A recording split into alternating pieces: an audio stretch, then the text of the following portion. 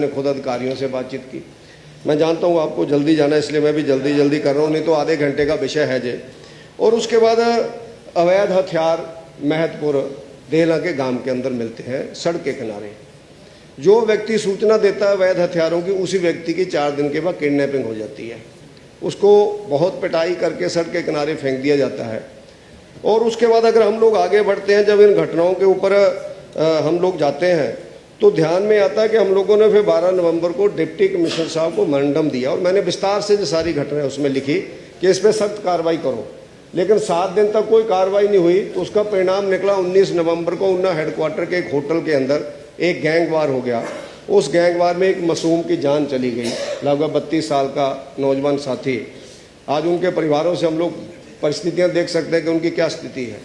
उसी तरह से फिर जो गैंगवार हुआ उसमें 3 व्यक्तियों के ऊपर जो तलवारों से डंडों से हमला हुआ, उसके कारण उसको कोई लोग सेल्फ डिफेंस में भी बोल रहे हैं, उसको कोई उसकी बदले में भी बोल रहे हैं।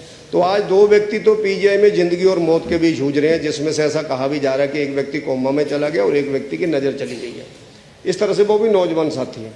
तीसरे व्यक्ति की दोनों बाजुएं टूट गई, उनको प्लेट्स डाल करके वो प्राइवेट हॉस्पिटल में पंजाब में इलाज करा रहे हैं। तो मेरा संक्षिप्त में यही कहना है अध्यक्ष महोदय कि ऊना के अंदर जो ये गैंगवार होना शुरू हो गया है, जो लॉटरी का अवैध धंधा चल रहा है, जो सट्टे का अवैध धंधा चल रहा है, इलीगल माइनिंग चल रही है, जिसमें समय समय पर माननीय मुख्यमंत्री जी ने भी बोला है। और ऊना में एक फरोतियों का मामला शुरू हुआ था, 10 लाख से मांगना शुरू हुआ था।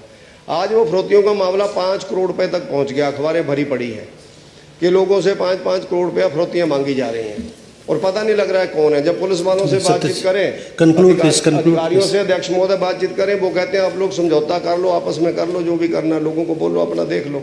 तो मेरा अध्यक्ष महोदय ये आग्रह रहेगा कि इस तरह की जो घटनाएं ऊना के अंदर होनी शुरू हो गई हैं, उसमें कहीं ना कहीं ये ध्यान में आता है कि राजनीतिक संरक्षण वहाँ पर प्राप्त है। और जिस होटल के अंदर ये गैंगवार हुआ, वो होटल अवैध धंधों का अड्डा बनता चला जा रहा है और वहाँ पर समय समय पर ऐसी घटनाएं होती हैं।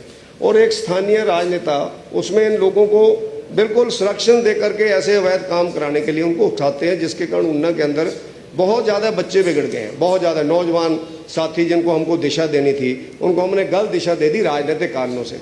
इसलिए मेरा मुख्यमंत्री जी से आग्रह रहेगा, जैसा मेरा आपसे बातचीत हुई, आपने आश्वासन भी दिया है कि हम इसके ऊपर सख्ती करेंगे। तो ऊना के अंदर पुलिस को आप ऑर्डर दे करके, खुला हाथ दे करके, अच्छे अधिकारियों की अपॉइंटमेंट करके अगर आप कानून व्यवस्था को ठीक करेंगे, तो मुझे लगता है कि हमारे नौजवान साथियों की आने वाले समय में ऐसे जान नहीं जाएगी और ना ही कोई व्यक्ति ऐसे अवैध धंधों के अंदर जाएगा। इतना मेरा आपसे आग्रह है। धन्यवाद। Thank you.